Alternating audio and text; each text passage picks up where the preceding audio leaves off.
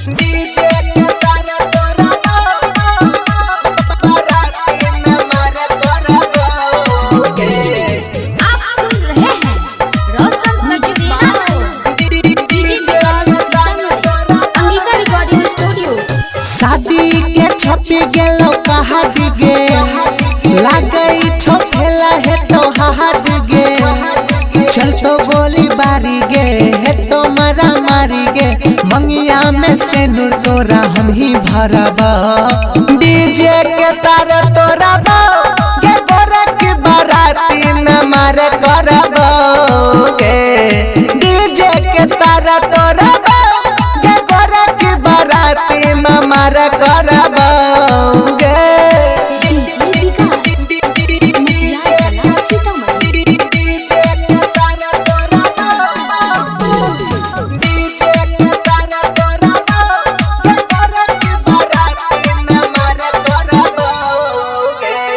छही तो हमर गे हमरे रहबे हमरा से दूर होके रह न पैबे। छही तो हमर गे हमरे रहबे हमरा से दूर होके रह न पैबे। चल तो ने बहाना गे छियो हम दीवाना गे बाबू भाई से तोरा हम ही लड़बा। डीजे के तारा तोरा गे गोरा की बाराती में मारे करबोगे।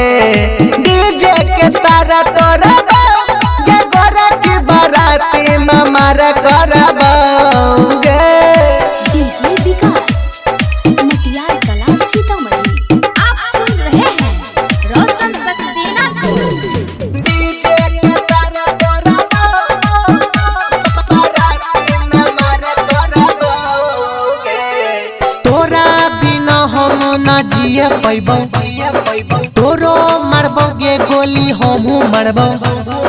तोरा बिना नहीं हम जिए पैबो तोरो मरबो गे गोली हमहू मरबो।